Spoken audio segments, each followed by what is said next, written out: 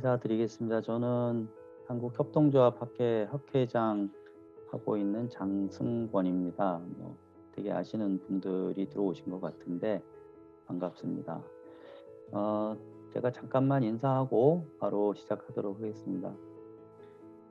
작년 2021년도부터 저희 학회가 온라인으로 특정해서 줌과 유튜브를 이용해서 특히 젊은 분들, 신진 연구자들을 중심으로 자신의 연구 성과를 비대면 매체를 통해서 발표하고 토론하는, 그리고 그 기록을 유튜브에 올려서 이후 계속 공부, 학습, 공유할 수 있도록 하는 사업을 해왔습니다. 올해 2022년도에도 같은 방법으로 또 그 같은 전략, 기조를 유지하면서 사업을 하려고 합니다. 오늘 4월 이번 세미나가 첫 번째 세미나가 될 거고요.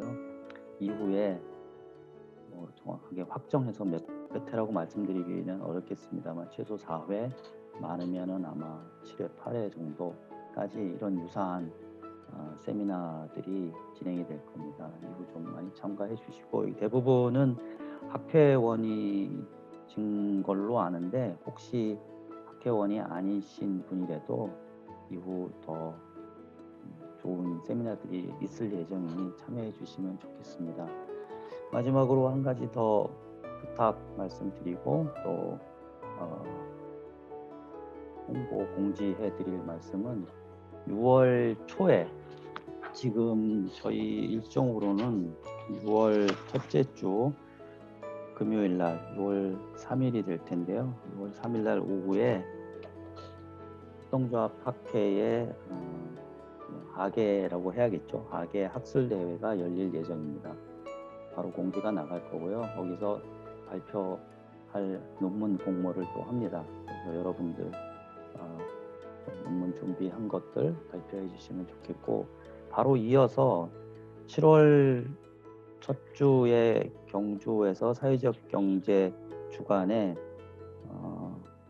사회적 기업 학회가 주관해서 협동조합 학회와 비영리 학회가 공동 학술 대회를 열 예정입니다.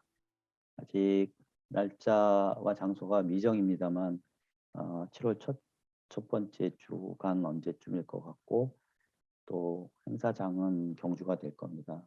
참가할 수 있는 분들, 또 다른 이유 때문에 경주 가시는 분들, 이런 분들 좀 많이 참가해 주시고, 그때도 온라인으로 또 공유될 테니까 못 가시는 분들은 비대면 도구 매체를 이용해서 참여해 주시면 감사하겠습니다.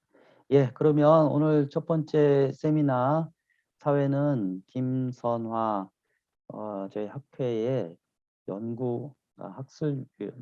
연구위원회죠. 연구위원회 부위원장께서 맡아서 해주실 예정입니다.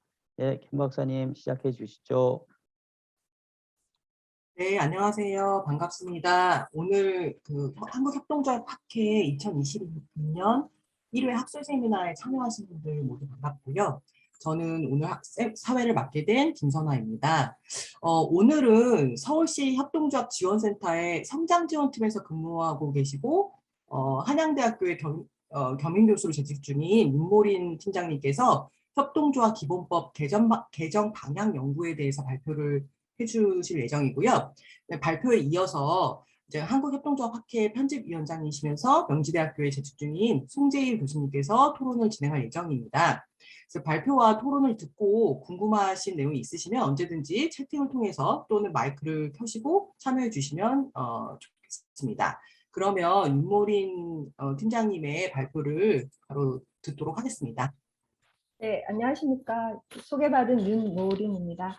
졸교인데 이렇게 귀한 시간 내어주셔서 너무 감사드리고요. 토론 맡아주신 또 송재 교수님 영광입니다. 그러면 자료를 공유하면서 발표 시작하도록 하겠습니다. 발표자인 저를 잠깐 말씀드리면, 저는 인쿡 영어교육 협동조합을 설립 운영하다가 지금은 중간지원조직에서 일하고 있고 또 독립연구자로 활동하고 있습니다.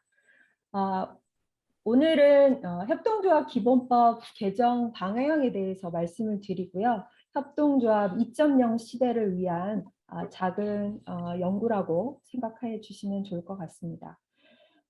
연구의 목적 및 배경부터 말씀드리겠습니다. 그리고 이 연구는 작년에 동일한 주제로 강민수 센터장님과 정옥미 선생님과 같이 사회적 경제와 정책 연구에 학술지에 등재한 내용을 바탕으로 발표를 한 것임을 참고해 주시면 감사하겠습니다. 먼저 이 연구를 시작하게 된 목적과 배경은 무엇보다도 협동조합 기본법 제정 10년을 맞아서 협동조합 기본법을 평가하고 법 제정의 완결성과 실효성을 높이기 위한 새로운 제언이 필요한 시점이라고 보았기 때문입니다. 지난 10년 동안 협동조합 기본법은 국가와 시장에서 충족되지 못하는 다양한 경제적, 사회적 필요를 시민의 자율적인 결사를 통해 해결할 수 있도록 제도화한 측면에서 혁신적인 입법이라고 평가될 수 있습니다. 그러나 협동조합 기본법 제정 당시에는 협동조합이라는 새로운 법인의 설립 근거를 마련하는데 이렇게 해서 협동조합이 설립되고 또 실질적으로 운영되는 과정에서 발생하는 모든 문제를 예측할 수 없었습니다. 이러한 이유로 협동조합 기본법 제정 이후에 지속적으로 협동조합 기본법 개정의 필요성이 또 제기가 되었고, 그래서 2021년 1월까지 7차례에 걸쳐서 협동조합 기본법이 개정이 되었습니다.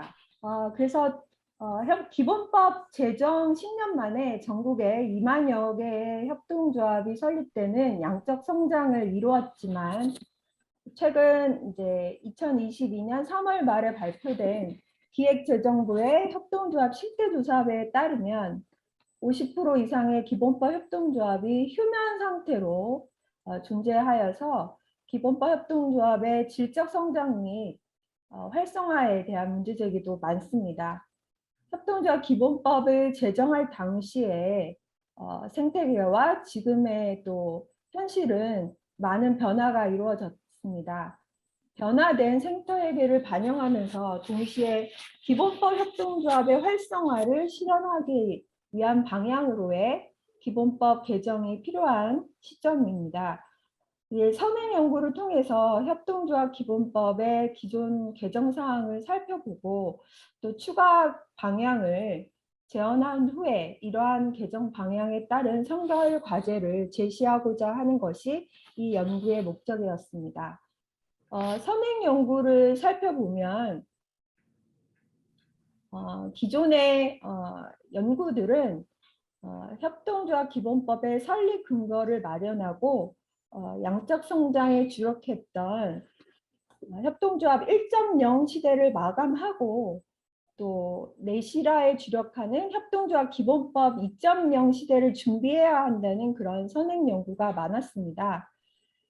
그러나 기존 선행 연구들은 실질적인 비즈니스 생태계 활성화를 위한 구체적인 협동조합 기본법 개정의 방향과 선결 과제를 제시하는 연구는 부재하였다고 사료됩니다. 이에 본 연구는 기본법 협동조합의 정체성을 유지하면서도 비즈니스를 통한 협동조합의 활성화가 그리고 내실화가 가능하도록 개정 방향과 선결 과제를 구체적으로 제안하고자 합니다. 그래서 협동조합 기본법은 총 119개의 조문안과 부칙 3개 조문으로 이루어졌는데요. 이 협동조합 기본법 개정 연역을 송재일 교수님께서 잘 연구를 해주셨어요. 그래서 보시면 7차례의 개정이 있었지만 그래도 현장에 큰 변화를 준 것은 2020년 에 있었던 제5차 협동조합 기본법 개정안이라고 볼 수 있습니다. 여기에서 이종 협동조합 연합회 설립 허용이나 일반 협동조합의 우선 출자 제도 도입, 휴먼 협동조합의 해상 간주제, 인허가 신고 수리 절차에 대한 간주제도 도입의 내용을 담고 있습니다. 이러한 개정 아래 좀 개정의 방향을 한번 살펴보도록 하겠습니다. 먼저 협동조합 교육성 반영 및 정체성 강화입니다. 협동조합 기본법을 현실에 적용하는 과정에서 발생하는 가장 큰 문제점은 일반 협동조합이 영리도 비영리도 아닌 새로운 형태의 법인이라는 사실을 법제에 담지 못했다는 데서 비롯됩니다. 비즈니스 측면에서 협동조합은 영리도 비영리도 아닌 중간 영역의 조직을 의미하는데 그 이유는 다음과 같습니다. 첫째, 협동조합은 이윤을 목적으로 하지 않고 이용을 목적으로 하며, 둘째, 협동조합은 출자금의 많고 적음에 관계없이 1인 1표로 운영이 되며, 셋째, 협동조합은 1인이 총 출자금의 30% 이상을 출자할 수 없고요. 넷째로 협동조합, 일반 협동조합이 배당을 한다 해도 이용 배당이 먼저라는 협동조합 결사와 운영의 현황을 고려한다면 일반 협동조합을 주식회사와 같은 영리기업으로 취급하는 것은 협동조합 법인에 대한 잘못된 해석이라고 할 수 있습니다. 현재 일반 협동조합을 영리기업으로 잘못 해석해서 여러 가지 혼선이 비롯되고 있는데요. 일반 협동조합을 조직 형태 측면에서는 상법을 따르면서도 운영에서는 비영리 법인의 성격을 가지고 있어서 혼란이 계속 지속되고 있습니다. 협동조합 기본법 제정 시에 협동조합이 영리도 비영리도 아닌 새로운 형태의 법인이라는 생각을 반영해서 제정되었지만 이러한 하이브리드 성격이 인정되지 않고 기재부의 업무 지침에 따라서 일반 협동조합은 영리법인으로, 사회적 협동조합은 비영리 법인으로 간주되면서 협동조합의 고유성이 퇴색되고 정체성에 혼선을 빚고 있습니다. 향후 협동조합 기본법 개정은 협동조합이 영리도 비영리도 아닌 새로운 형태의 법인이라는 고유한 성격이 법적으로 반영돼야 한다고 생각합니다. 둘째, 협동조합 비즈니스 활성화를 위한 법제 개편이 이루어져야 합니다. 기본법 협동조합이 비즈니스를 활성화하기 위해서는 주식회사와 같은 타 법인과의 차별이 없어져야 합니다.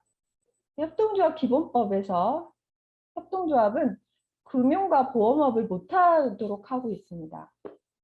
협동조합 제도 개선 과정에서 제기된 바와 같이 주식회사가 할 수 있는 일들은 협동조합도 할 수 있게 차별이 없도록 해줘야 한다는 것입니다. 실제 플랫폼 협동조합과 같은 혁신적 모델, 사회주택과 같은 사회문제 해결을 위한 협동조합은 아이디어뿐만 아니라 이를 지원할 인력이라든가 막대한 자금이 필요한데요. 협동조합에 대한 투자 및 재정, 인력에 대한 직접 지원은 불가능하고 공제와 같은 자율적 금융 없이 수행할 수 없도록 하고 있습니다. 그러나 이미 협동조합이 2만 개 이상 사회 각 분야에서 만들어지고 있는 상황에서 향후 협동조합 기본법의 개정 방향은 협동조합이 취약계층의 일자리를 만드는 역할을 넘어서 다양한 사회 변화를 실현하면서 사회적 실체로 성장해온 역할을 법률과 제도로 지원해야 합니다.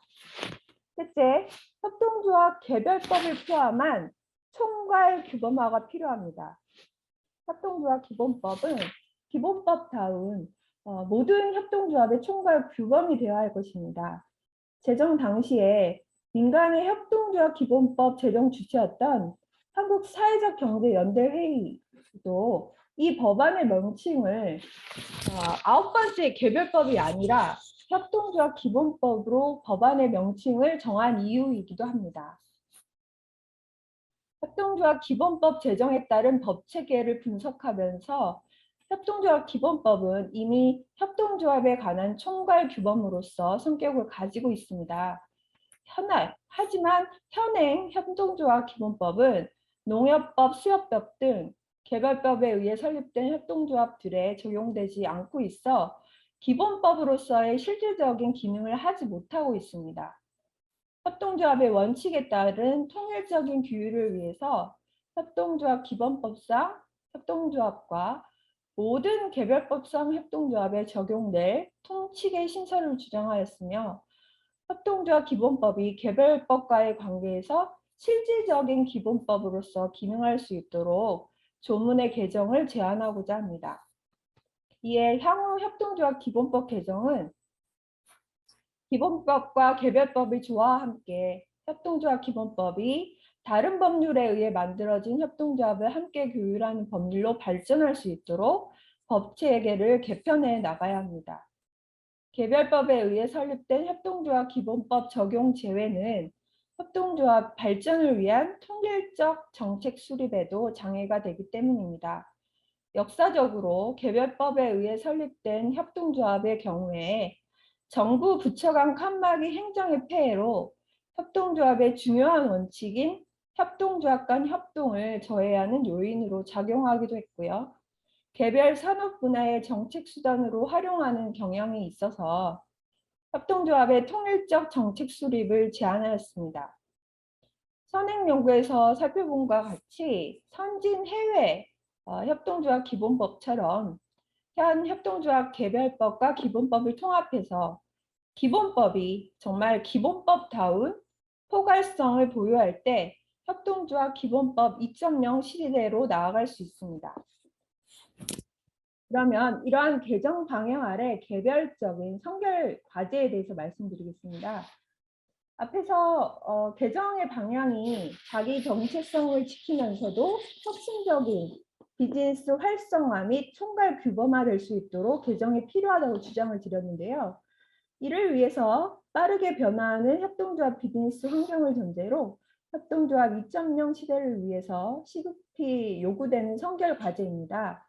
먼저 비분할 적립금 도입입니다.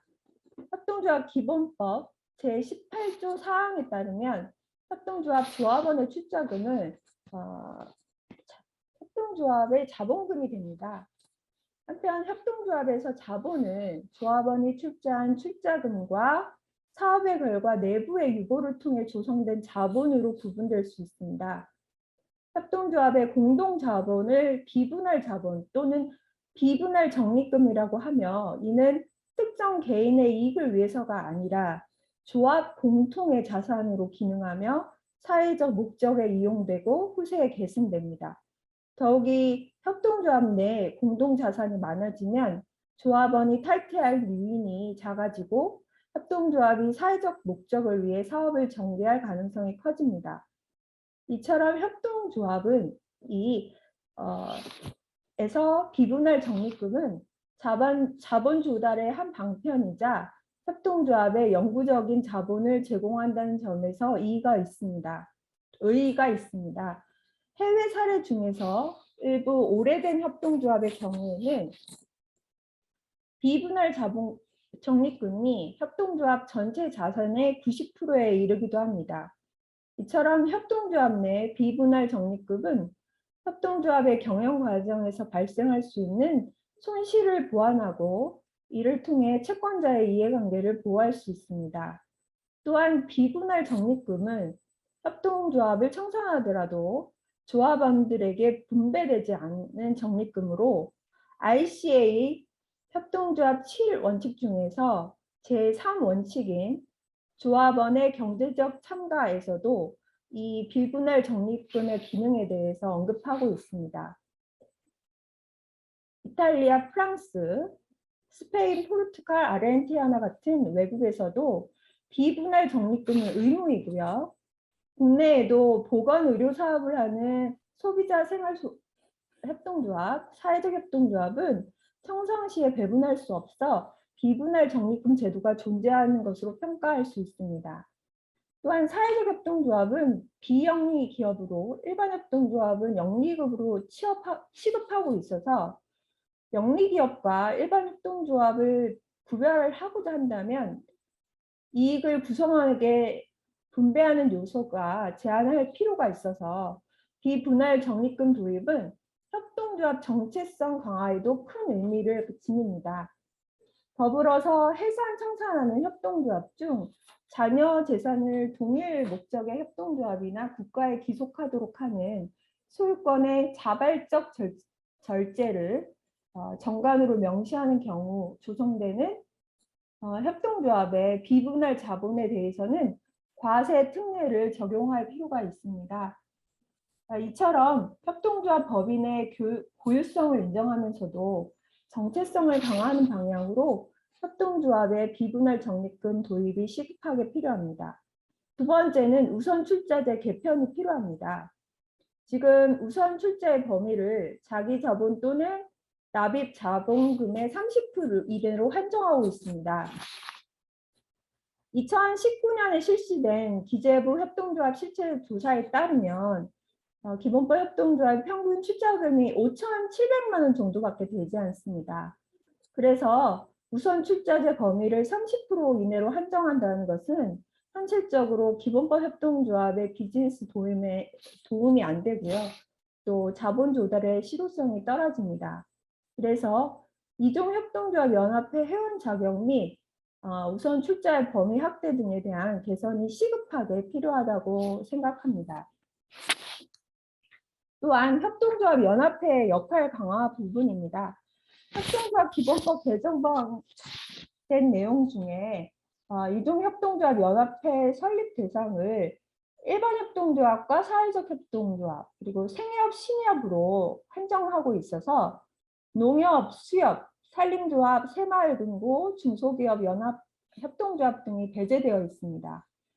또한 연합회는 이종협동조합 연합 회원이 될 수도 없습니다. 이렇게 협소한 회원 자격의 한정은 자본 및 네트워크 등을 확보한 개별법 협동조합을 이종협동조합 연합회에서 배제시킴으로써 실질적인 이종협동조합 연합회의 기능을 상실시켰습니다. 실제 해외 협동조합들은 협동조합 연합회를 통해서 공동으로 회원의 확대, 출자금의 증대, 내부 유보, 상호 지원 기금 조성 등을 수행해서 회원조합의 재정적인 안정성을 강화하고 연합 사업의 확대를 통해서 회원조합의 사업적인 안정성 및 발전성을 강화하는 활동을 수행하고 있습니다. 이처럼 협동조합의 성공적인 비즈니스를 위해서 협동조합 간 협동은 필수적인데 제5차 개정된 협동조합 기본법에서는 협동조합 기본법 또는 다른 법률에 따라 설립된 협동조합이 공동이익을 도모하기 위해서 협동조합 연합회를 설립할 경우 협동조합 연합회가 이종협동조합 연합회의 회원으로 가입할 수 없게 되어서 전국 단위에서 협동조합 연합회를 구성할 수 없고요.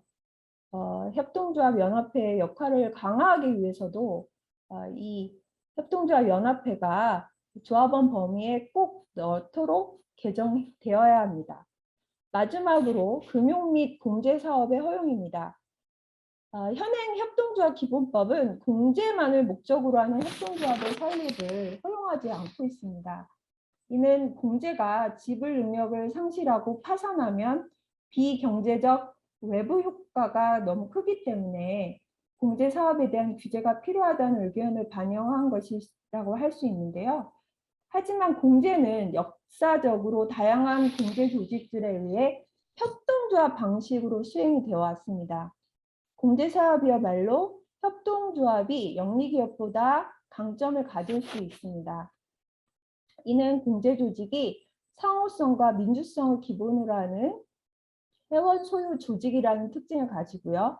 이러한 이유로 공제조직은 영리보험사에 비해 비즈니스를 수행하면서 정부 비대칭 하에 발생하는 역선택의 문제가 보험사에 크지 않아서 신규 가입 유치에도 비용이 적게 발생하고 운영상 자기에게 필요한 서비스가 생산되도록 조정이 가능하며 영리 기업과 달리 과도한 이윤을 취할 필요가 없기 때문입니다. 보다 자세한 사항은 또 송재열 교수님께서 또 토론해 주시기 때문에 제 발표는 이 정도로 마치도록 하고요. 이상으로 협동조합 기본법 개정 방향과 청결 과제에 대해서 말씀드리도록 하겠습니다. 협동조합 기업가들에게 실질적으로 도움이 될 수 있고 기본법 협동조합의 질적 성장과 생태계 활성화를 위한 협동조합 기본법 개정이 시급하다는 것을 말씀드리면서 발표를 마치도록 하겠습니다. 경청해 주셔서 감사드립니다.